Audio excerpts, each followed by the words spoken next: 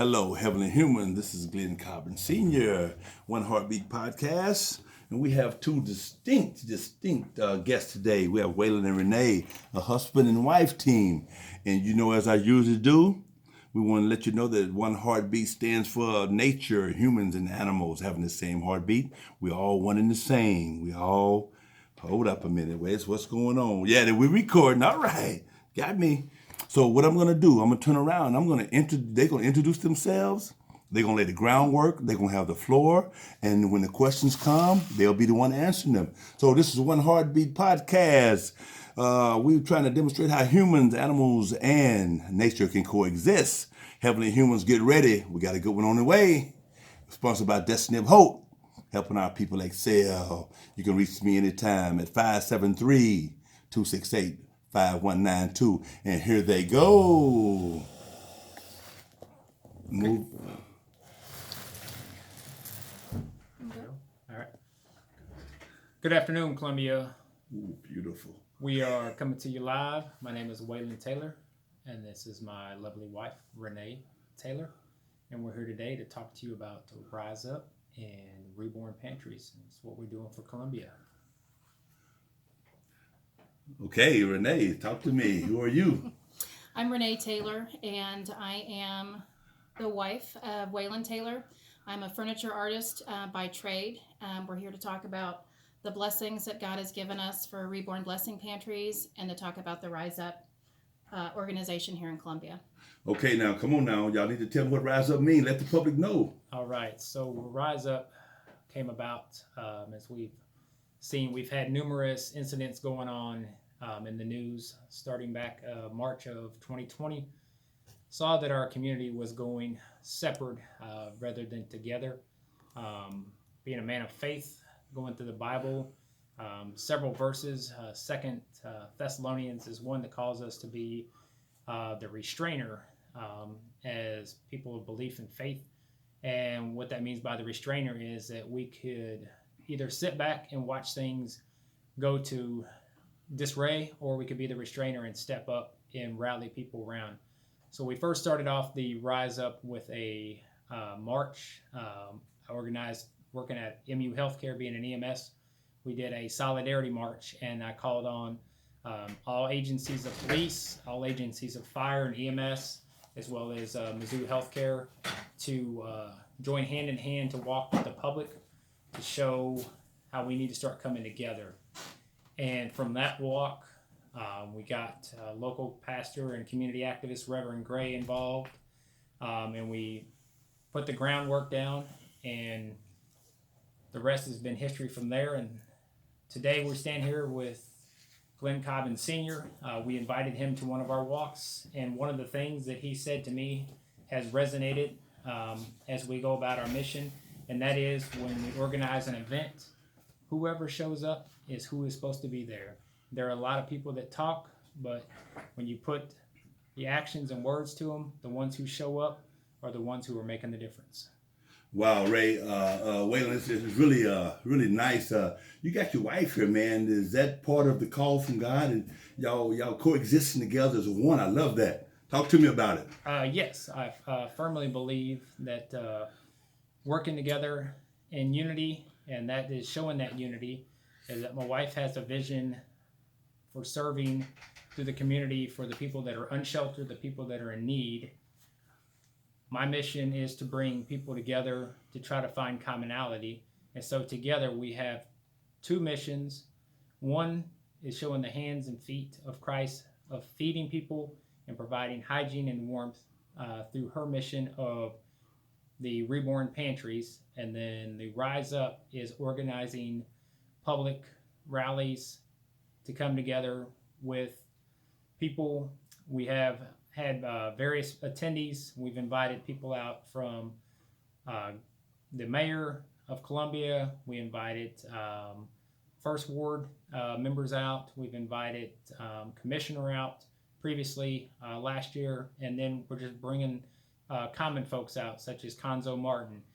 He's involved with MU Athletics, but he has a way of growing up in East St. Louis, of speaking to the young folks, as well as myself growing up in Kansas City on East 69th in Truce. I saw a lot of things that caused me to rise up. I could have been a victim of the streets, but I chose not to have a victim mentality to rise up. And that's my other hope, is to speak to these young folks working in EMS, seeing that the violence that is because of hearsay, that we feel the need to bring guns to settle issues. And my hope is that we could get with more folks in the community to put the guns down and put the hope up, and get these young folks to see that there's more to life. They have athletic talents, they have academic smartness, and just get them to see that there is more to life than value, and bring the community members around as mentors and to work with them. And so that when we talk together, and we know that as Christ, as we've taken an oath and a covenant to be together, we are working together, and we're serving the community abroad with two missions that are like-minded, and being those restrainers to come together to serve together. And our hope is that when more people see that when you work together, many hands make light of the work, and you get twice the results. Wow, man, that's amazing.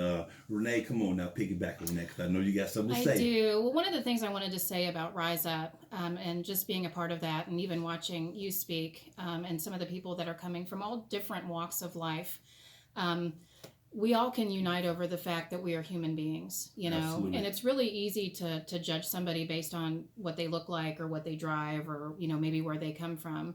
But we all have need, and we all have struggles, and we all have a past. And, you know, myself included, I was homeless at 15 years old, lived on the streets for a while.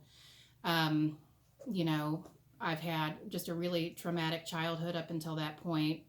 Learned quickly how to live on the streets and what that was like. And from that point on, you know, I lost people that I loved through suicide and addiction, and I've never had a family. I mean, you know, you wouldn't know that maybe necessarily by looking at me. And so one of the things that I learned in this journey is that, you know, coming to know the Lord, you know, that my name means reborn. Right. And that is such a precious thing to me, because God takes us all as we are, broken, you know, shattered. And I started to refinish furniture years ago, and the Lord speaks to me when I work on these pieces. Wow. And I find them broken and discarded and unwanted, like I was. Wow. And He's given me the talent and the ability to repair them and to make them beautiful and useful again. Mm-hmm. And so from that, you know, with Rise Up, Reborn Pantries was born, because we've always had a passion for the homeless, because I know what that's like firsthand. I have a passion for the unsheltered. I have a passion for families that struggle with kids. And so Reborn Blessing Pantries was born from that, because I know that when I was a kid on the streets, I didn't know what to ask for. I didn't know where to go. And so a lot of people won't ask for help. So we've strategically placed these pantries throughout Columbia so that people can, it's a way to reach people in a tangible way, but at their point of need, you know, without necessarily having to ask for help. And so that's kind of the point of that. And then through feeding people, you know, we're ministering to them tangibly through food, but also spiritually. So Right. Renee, that's beautiful, and I can relate to that. I'm gonna ask you a question, and I gotta get up, right? But don't you stop talking, because you're still in that camera, and I want both of y'all to look in that camera as if you were talking to the public. All right. Okay, now I want the combination to see what pulled y'all together, how God used like minds, especially a husband and wife team, to do this thing. Absolutely. Wayland and I met back in, 2010 or so. We both worked in the emergency room at the University Hospital. We started dating. I had children. I was recently divorced, and you know, we just started talking to one another and began courting one another. And we decided that we wanted to make this, you know, a lifetime commitment. And so we merged our families and we married. And you know, it's been a blessing ever since then. God has used His career in EMS and my background in medicine and EMS to move forward with this mission. And through our marriage and our children, through our church, and just growing us as a couple, God has brought people into our lives to give us opportunity to, you know, move forward these different ministries.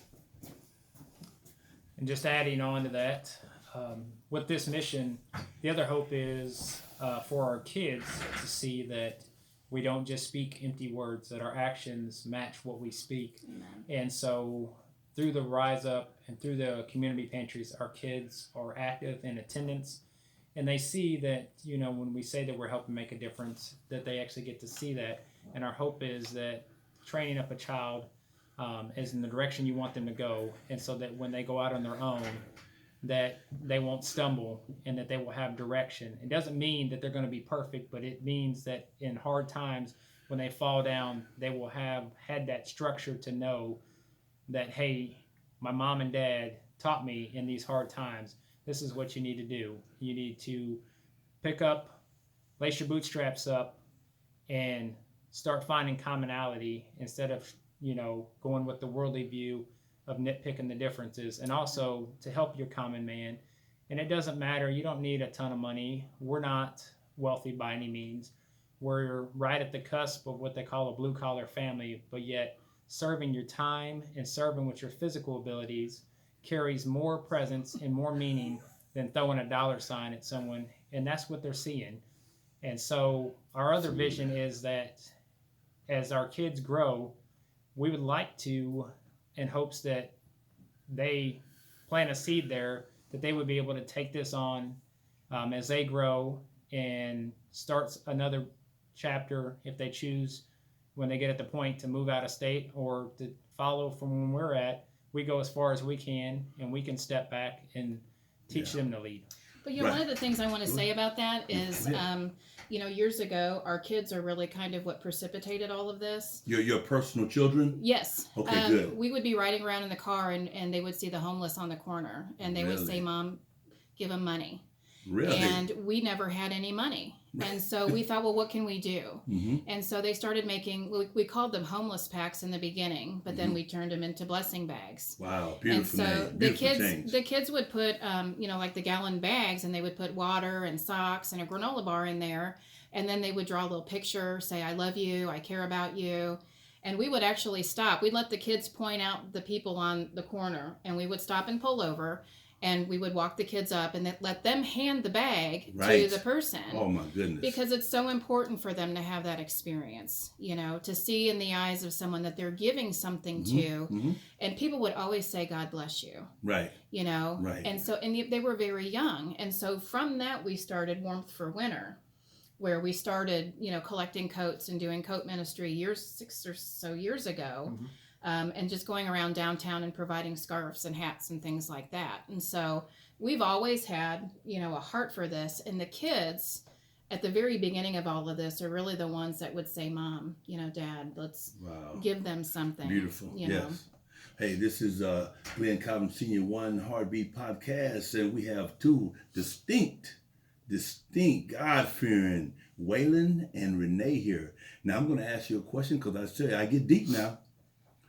I see what you guys are doing, and the reason I asked y'all to be here because I seen Wayland. I talked to him, and when we talked, we got deep, because I go there, right?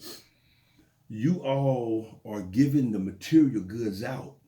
Does that open the door for anything else as far as a spirituality or teaching or about God and Jesus or about just being a believer, period? Either one of y'all can answer that. Absolutely. Or both. I would like to answer that. It's been a blessing for us too. We started this not even thinking about how we were going to maintain it, but we knew that God had called us to this, right? And that, if we began this, the community would come, and they really have. There's one or two individuals, and I won't say her name, but one of the women that had been using our pantries readily has been very grateful, and she would call me. I gave her my number. I was like, anything that you need, call me. And she called me about a month ago, and she said that she had received a little extra on her food stamps that time. Wow. And so she went to the store, and she spent $291 on food, and she took pictures of the back of her car just filled with food. And I said, you really, save some of that for yourself. You really don't need to do that. And she said, no, I want to. Those are the fruits of your labor, sound like to me. She said, and so she went and she filled up every single pantry. And she said what it did for her. Wow. She said it made her feel valuable. It made her feel good. It made her feel empowered. Yeah. And so, and through that, you know, we're always able to talk about how faithful God is. Absolutely. And how he was, you know, ministering to her through our pantries, but then called on her to minister back to people because she knew what it was like to need things. Mm-hmm. And so it was really empowering for her, and it gave her a sense of purpose and self-esteem. You know? Wow. Did y'all hear that? I want the public to know that what it's all about. That's what this podcast is all about. We spreading peace and love. Wayland and Renee is doing their thing out there. Please just understand, listen, stay open-minded. You know, one of my favorite sayings on this podcast and in my life, the mind is like a parachute. It only works if it's open. Wayland, back it up, man. All right. I want to add to that. We recently had an opportunity with Rise Up and the Blessing Pantry. There was a gentleman who lost his house on McBain. House burnt to the ground. Thankfully, he was able to make it out alive. I saw that on the news, and before anybody really had a chance to act, in fact, I was right on the heels of Red Cross. I saw it. I called up Reverend Gray. I said, we got to do something, and Reverend Gray was asleep. I woke him up out of his sleep. He's usually the one who calls everybody else and gets everybody else up. He really does. I said, it's time to act. And he says, he's wiping the sleep out of his eyes. He says, what are you talking about? I said, a house burnt down. It's on McBain. Meet me over there. I said, I'm rounding up clothes. I'm rounding up food. I said, and we got to get over there and see what's going on. Keep it going. So we went over there. We met the gentleman. He was very thankful. We also took opportunity to pray, and also had iterated with him as far as him being awakened out of his sleep with the smoke detector going off. He was within minutes of being burnt from the room where the fire was at. And so he recognized that that was the grace of God that allowed him to awake and escape. And from there, we saw all the way through the process with him getting the help that he needed, to other people in the community getting involved to help him rehouse, and to get him sustained to where he could go for the first 2 weeks. Another encounter after that, most recently I had with was a gentleman that was distraught. Just the other day, I was off of Noble Court and East Worley. There was a gentleman that was walking down, and he approached me. He was very disgruntled. I was out getting ready to fill the blessing box. This man walked up to me. I had never met him. He refers to himself in Columbia as the Dog Man. And I thought to myself at first that I thought that was the end of my day. He was coming up. I wasn't sure what was going to transpire, but I prayed to the Lord that it was a time to intercede. So I immediately stated my name. I said, my name is Wayland. What can I do to help you? And he was disgruntled. He kept walking towards me. And I just looked at him. I said, I don't know what kind of day you're having. I'm not sure what intentions you have. I said, but I feel that I've been called here to speak with you. So we talked for about 20 minutes. He was in a situation where his dogs were taken. He had some interaction with CPD. He was very upset about the situation. There was a gentleman across the street on Worley, of which he expressed to me he was getting ready to go do harm to him. He said, it's either you or him. And I was like, well, I haven't done anything wrong to you. And I said, I don't know what that gentleman did. I said, but I feel we need to pray. And my phone was dead in the truck, so it was me and God. I had no, and I didn't think about screaming for help. I just went in kind of the primal instinct of was like, we're going to pray through this or we're going to fight through this. And he accepted and he listened. He said he didn't want to pray. He told me to pray. And so I just started praying. And the next thing I know, this grown man, pretty rugged looking, he just broke down in tears. And from there, we kind of had some conversation. And he said he was going to go on his way. And he said he felt that there was a reason that we met and he didn't know why. And I said, I believe in divine intervention. And he nodded his head and he walked off. But I've definitely saw where the Rise Up mentality and this Blessing Pantry have come together to help several people. Right. That's good stuff right there.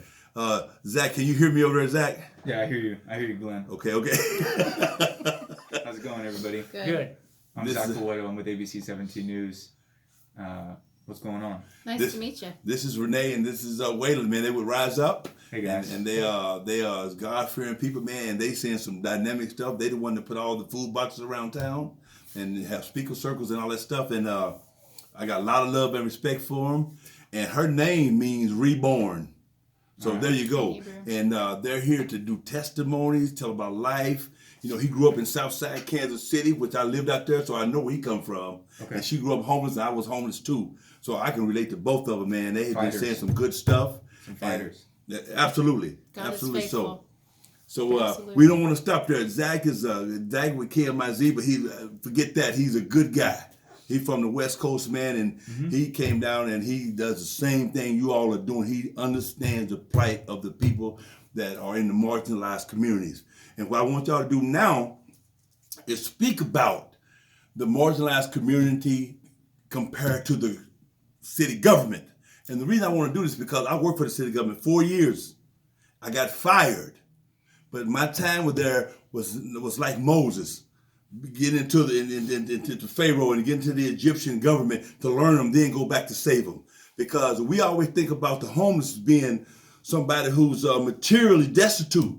Mm-hmm. But I think that people who are homeless can be spiritually destitute. Absolutely. Give it to me in the raw. This is Glenn Cobbin Sr. One Heartbeat Podcast, a demonstration to show how animals, human, and nature can coexist, and we can all be on one accord. I'm going to start out with that question. I think that there's a huge disconnect between our city government and just people in general. But when we're talking about the unsheltered population, there is an even larger disconnect. One of the reasons that we have so much passion for the unsheltered is because they're invisible. Wow. You know, they are invisible to the city. Wow. They are invisible to other people and, you know, to the elites in the city. And I'm going to say that because people will drive by, they have a prejudgment about who these people are. I've met a lot of them. I take time to go meet them, talk to them, find out who they are. Renee, you looked that camera in the eye. I'm looking. You talking to the public. You talking to the people. This is going to be on YouTube. Okay. This is going everywhere. This is God's work right here. We're not ashamed. We don't edit this. Just rough, rugged, and raw. Go edit. Amen. So I think that, you know, to answer your question, I think there's just a huge disconnect. I think there needs to be a lot of work done. But in our experience working with the unsheltered, nobody wants to talk about it. Nobody wants to extend the monies forward that are necessary to deal with it. And there's so many facets to that. You know, there's healthcare, there's security, there's the provision, there's housing. You know, there's so many aspects to that, and it's going to take a village. And we really need to bring education to the people. Mental health is a huge issue. I'm extremely passionate about suicide prevention. I work with the American Foundation for Suicide Prevention because I've lost my first spouse to suicide because he had serious mental health issues that he couldn't get taken care of. He turned to drug and alcohol abuse, like many do, to self-medicate.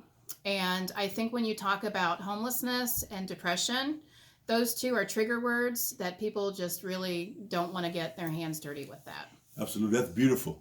Come on. I know you're coming. All right. Come on. All right. So to add segue to that. Renee, you running for president? Man, they don't want me to do that. Yes, They've asked me, not to do that. So to segue with that, I invited Mayor Therese to the first Rise Up. His words sounded good on script. However, in the recent from the COVID pandemic to the homelessness, I've seen where those actions have fallen on deaf ears, and his actions did not meet the words. I'm sure all is well and good in the city office and the warmth, but I have yet to see him out on the street. I have yet to see him at Turning Point. I'm at Turning Point almost on an everyday basis, working in EMS. If he's listening out there, I invite him to come ride on the EMS because he is out of touch and he is distant. And all is well from the office, but I have yet to see him on the streets assessing needs, as well as Mr. Glasscock. If he's out there listening, don't see much of his actions out there. We've had several invites for them to come out to these blessing pantries, nowhere to be seen. And we've turned a lot of hotels that had good structure that could have been used from rehabilitating people coming out of penitentiaries to helping the homeless shelters to helping rape advocate victims. But yet we're going to make them parking lots or we're going to put up a business. And there just makes no sense why we couldn't just repurpose these buildings. Even most recently with our, we've got a lot of people from the Vietnam War hitting again on the mental health note. They're out on the streets. You know, the answer is, oh, well, we have Packland, we have Oak Towers, but there's not enough room in there. And we've had plenty of resources where we've made a parking lot. Most recently on Providence and Vandiver, it's an empty parking lot. It's just sitting there. And there's got to be something done. Kansas City, St. Louis, they have tiny housing community. I spoke with a few people at the government, and it kind of gotten the deaf ear, but it's like, why not our city? Another thing that I wanted to incorporate, but ran into some red tape with the city, is St. Louis has, it's called Shower to the People. They have mobile shower units that come out, and these people can have some dignity back to themselves. But then I was told that we don't have the adequate gray water system set up. I said, all we need is a fire hydrant to supply the water. There is a holding tank. But I ran into some red tape with that. But we keep pushing, and and I just feel that eventually that ceiling is going to breach through when we keep pushing. In addition to that, with the people of the unsheltered, working on the ambulance district, we've made humanitarian packs, and that carries a lot of the warm clothing items that we have. We only have one warming shelter that's for overnight, and then they're set up a secondary, but that was supposed to be to screen ages over the 65 and possibly COVID at the Eastwood Motel. But that only serves so many, and it leaves many more displaced. And so our hope is that we, through the Rise Up and through the Blessing Pantries, that we can open some more doors for the community, not only for the unsheltered, but for the mental health, as well as advocates for women that are coming out of abuse situations, as well as people that are battling substance abuse. All of those seem to be kind of a plague where nobody really wants to help. We have the minimal resources. To add to that too, homelessness was an issue last year.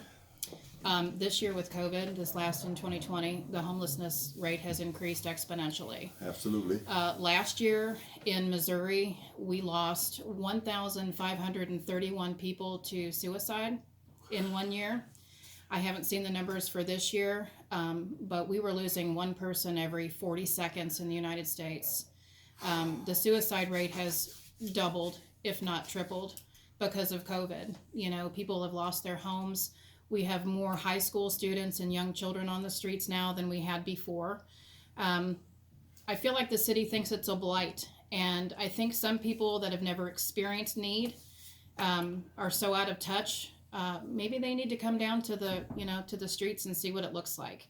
Mental health is a real thing. We need to help these people. We need to start somewhere, and if we have to keep hollering and pushing and we're going to continue to do that, because we need to be the voice for these voiceless people. Oh man, you right up my alley now.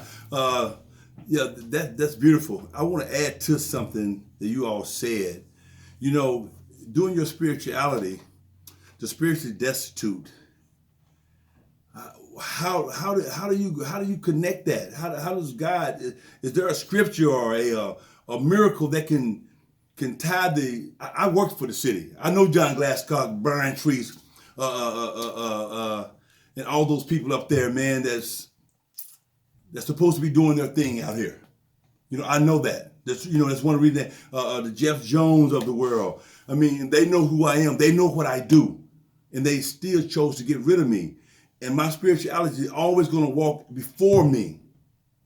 Does it ever make you want to just quit? No. Or how do you pray for those people? John, Brian, you guys, come on out here.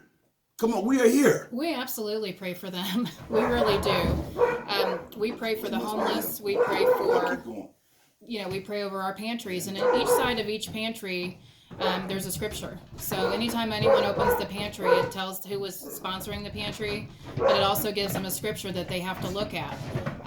And we believe that God is going to minister to them through that.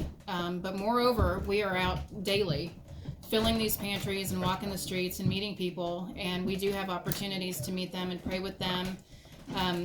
Over Thanksgiving, we were able to hand out 18 turkeys with the full meal, and we just stood up at the Crossroads Center, and people looked at us like we were crazy, but Why are you doing this? They would say, because There's a need for it. everybody needs to eat. Being able to eat, is not, it's a right. It's not a privilege, for people that have money.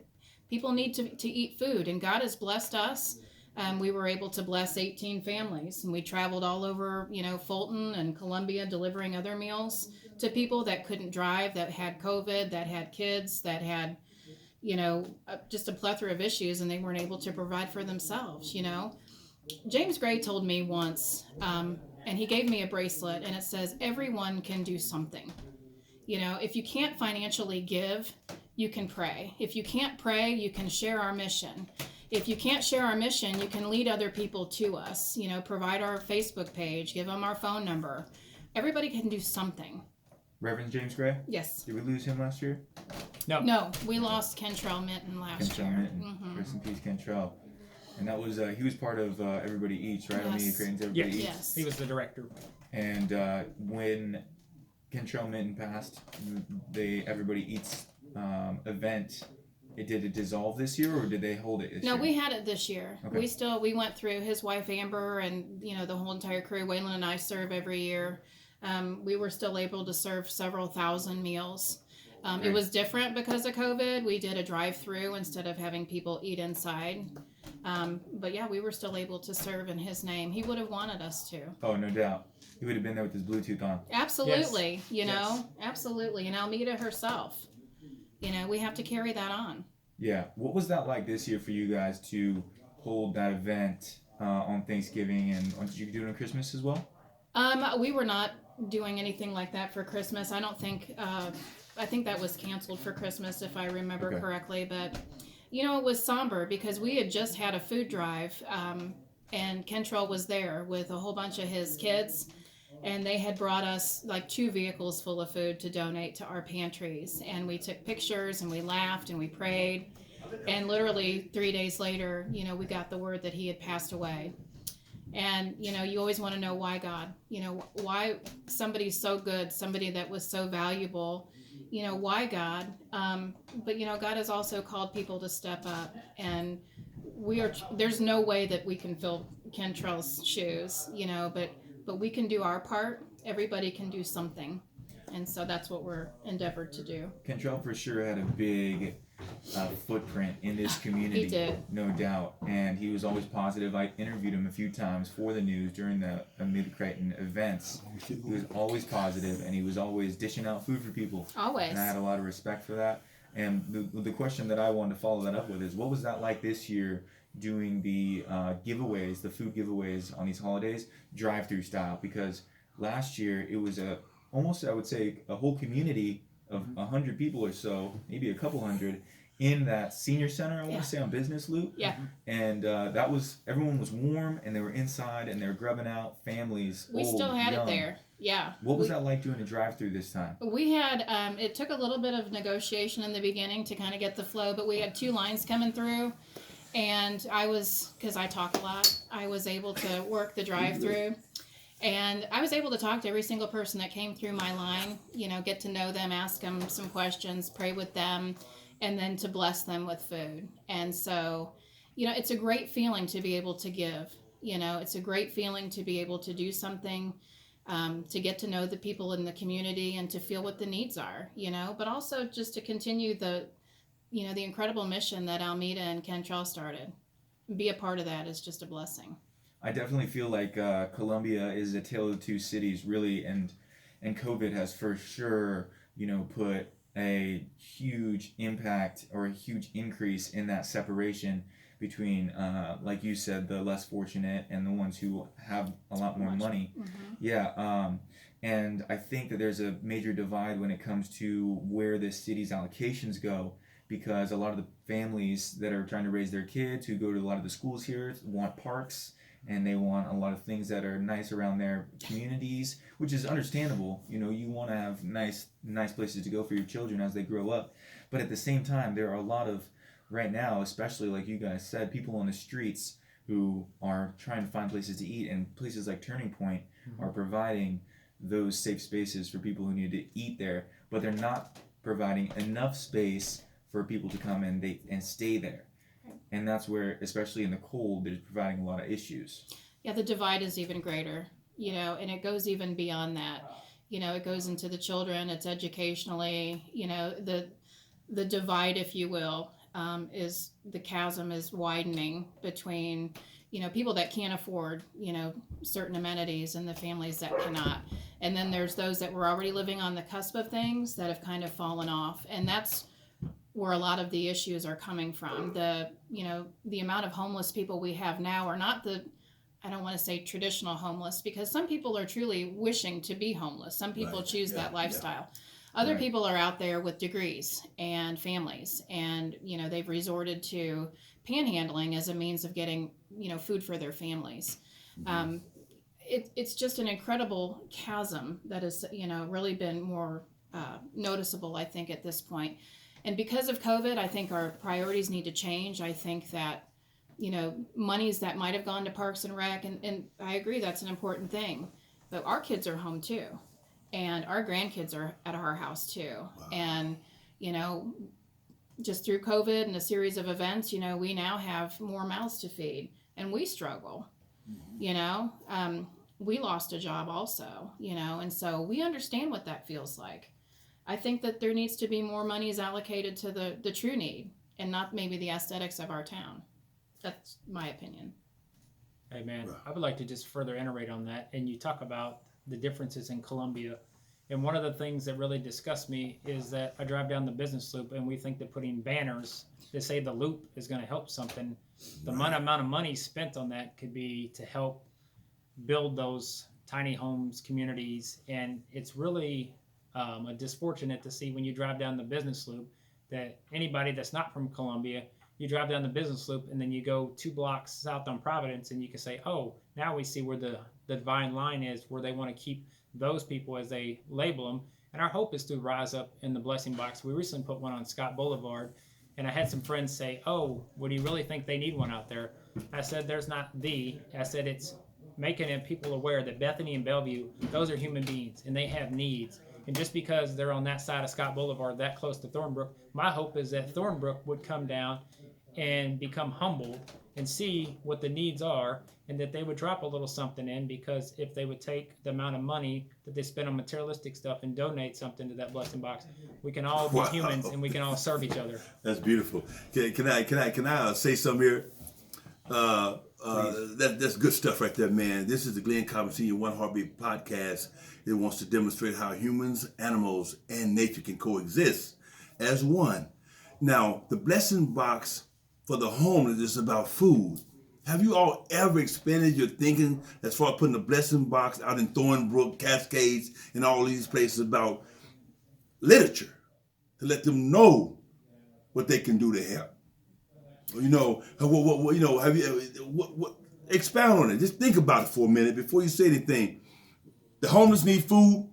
They need spiritual food. Mm-hmm. I'm gonna harp away at that. You guys are God-fearing people. Tell me about it. We do. When we have an event, like a dedication of a blessing box, we create an event. We really push it out as best as we can with the limited resources we have. And we hand out flyers. I've created flyers talking about what Reborn Blessing Pantries are, how to get involved, how to sponsor one. What can you do? And we invite the entire neighborhood to come so that they can see the blessing, that they can see the need, and then they can participate in that, but also understand why it's there, and what they can do to support that. At this point, we've not gone to